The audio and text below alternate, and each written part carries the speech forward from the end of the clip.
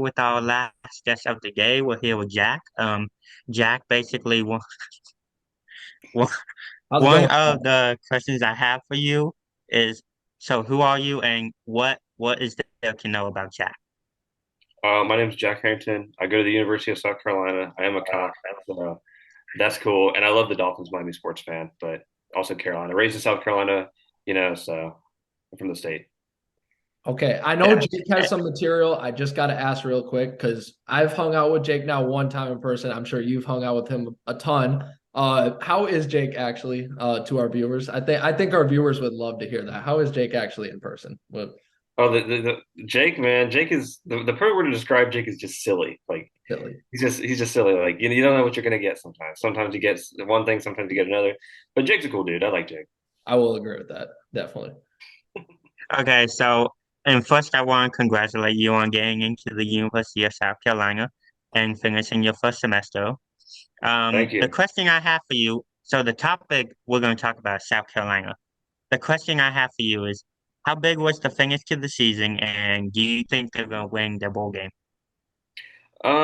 So yeah, the finish of the season was awesome. I really did not see it coming. At the beginning of the season, I was kind of thinking like the Tennessee game, maybe we could win before all that crap with the Hendon Hooker going off and all that. I thought that was a winnable game, but like, the week before the game, I got my student section ticket, and I'm like, man, like I just went to Florida. Went to the Florida game the week before at Florida, and we lost by about 500, and I was not feeling the Tennessee game. I'm like, man, I could sell my ticket for like $70, or I could go watch us get blown out.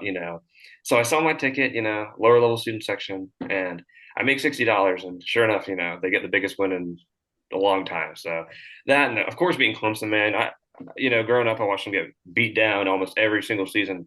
Just beat them felt bittersweet. It's just what it is. And as far as the bowl game goes, Notre Dame, man, that's a tough matchup, and it's in the Gator Bowl, and I'll be there in Jacksonville. Actually, I already got my tickets, but I'm going to the bowl game. I just hope we beat Notre Dame, and I think we got a good chance to win because their quarterback's not playing, their tight end's going declared for the NFL draft, so I'm feeling pretty good about South Carolina in this one.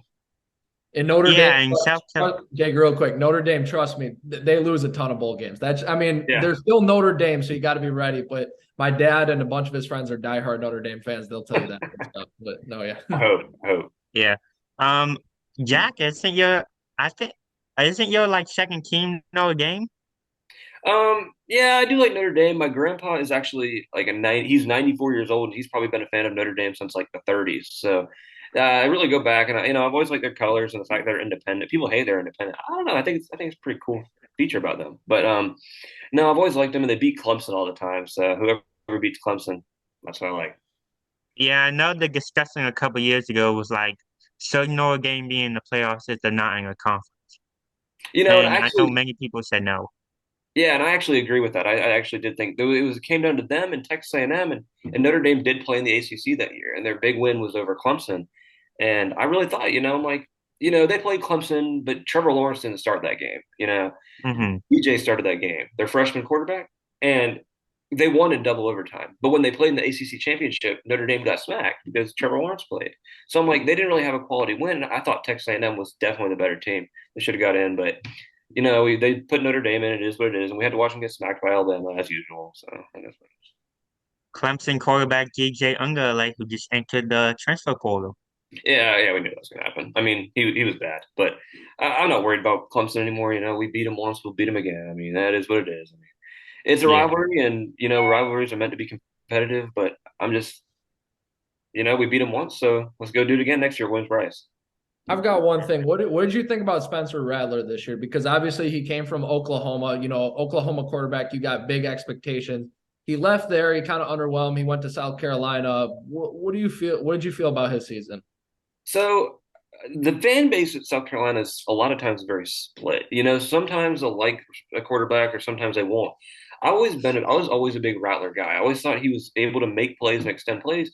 But at the end of the day, we had a rebuild a few years ago with Muschamp. That really went down in flames.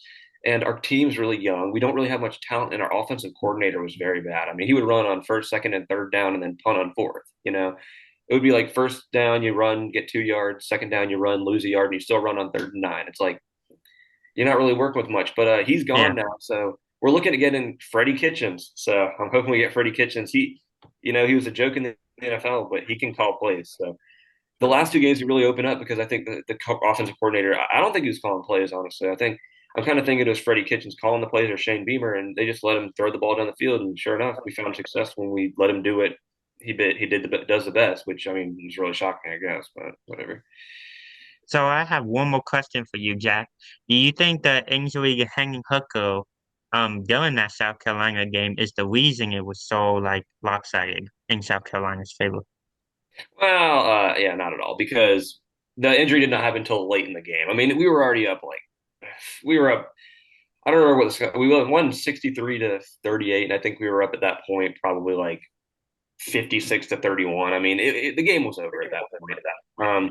But as far as quarterback play goes, I mean, Hendon Hooker is obviously the better guy, but Joe Milton's no slouch, And in the Tennessee Clemson bowl game, I'm kind of excited to see which team that lost to South Carolina can overcome their loss to South Carolina. Because if they didn't lose to South Right. Carolina, they'd probably be in the playoffs right now. Both of them. Clemson, they just won the ACC.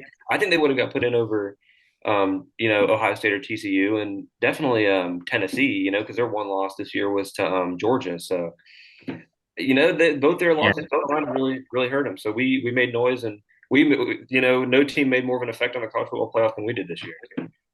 Yeah.